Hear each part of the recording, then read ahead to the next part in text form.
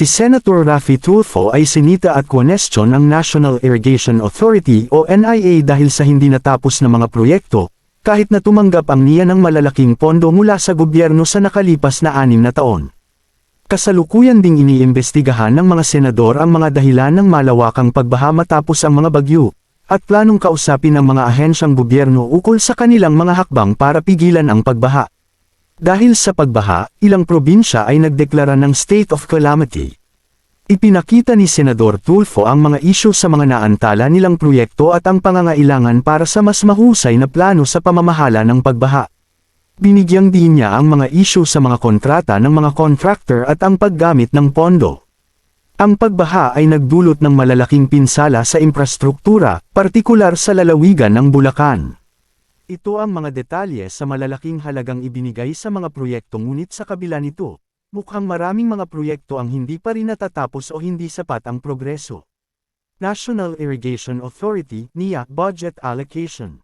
2017, 15 billion pesos. 2018 hanggang 2019, 20 billion pesos. 2020, 25 billion pesos. 2021, 19 billion pesos. 2022, 22 billion pesos. Baylog Multipurpose Project, 12 billion pesos. Hanggang ngayon ay hindi pa rin nagbibigay buong taon na patubig sa 34,410 hektarya ng agrikultural na lupa sa 10 munisipalidad na nakikinabang ang 23,000 magsasaka sa Tarlac. Bulo Small Reservoir Irrigation Project, 990 million pesos. Layunin nito ang pagbibigay ng patubig sa 570 hektarya ng lupa sa Bulacan. Marimay Project, may budget na 650 million pesos mula 2015 hanggang 2019.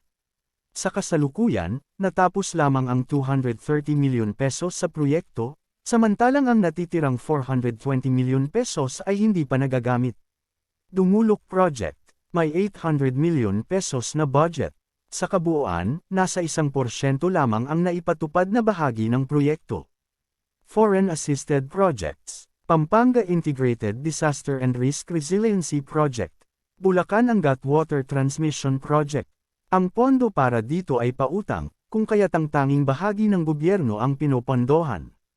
Kontra, sino yung mga kumukontra-kontra? Yung mga pandong po, sir, yung, siyempre yung mga tao rin dahil ayaw Pwede natin makuha yung mga pangalan ng mga tao? Sina, Pwede natin makuha yung mga pangalan nila? yung mga nakatira rin po doon. So, ibig sabihin may problema sa right of way?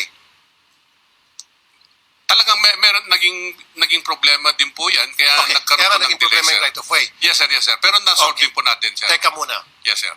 Diba bago kayo mag-implement ng project, sinusolve nyo muna yung problema sa right of way, naayos nyo muna yan. So, ibig sabihin, nagpa-implement kayo ng project na hindi nyo pa naayos yung right of way.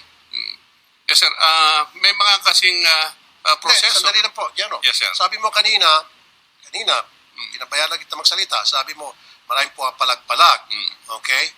Now, galing mismo sa inyo yun. Now, tinatanong ko sino mga pumapalag-palag. Bigyan mo sa akin mga pangalan. Yes. Sabi mo, problema sa right of way. Di ba? Nandito kayong lahat na ganiya, mga engineers and all.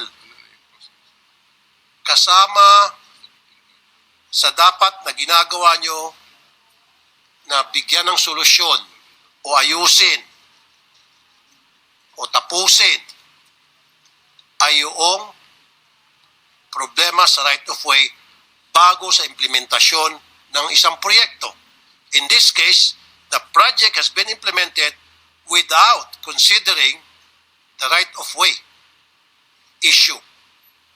Kaya nga sabi mo, maraming puwapalag.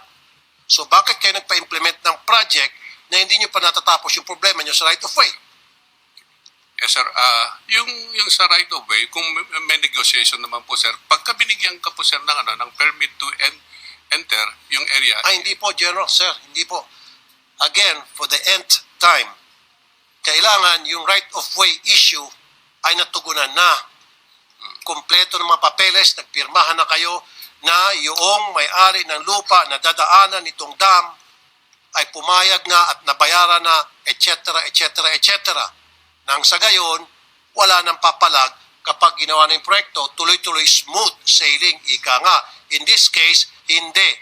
Nag-implement kayo nang hindi pa tapos ang issue sa right of way, and this is a rampant problem, Mr. Chair. Marami sa mga proyekto ng NIA na inuumpisahan na agad nang hindi pa natatapos yung issue sa right of way, and then dumating yung time na may mga pumapalag, tulad ng sinabi mismo ni General Bisaya, then nahinto yung project, bayad na, nahinto, abandonado, nilalayasan na agad yung proyekto, nasa-short chance dito ang taong bayan. Doon po, ito po ang ating isa sa matatalakayin dito. Bakit kasi kayo nag-implement ng mga proyekto nang hindi nyo pa natatapos yung issue sa right of way, at I need the list of projects na nagkakaproblema sa right of way, because that will tell us na merong nangyaring anomalya at meron dapat managot.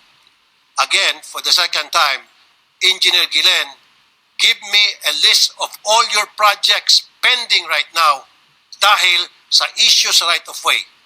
Sa next hearing, give me a list of those.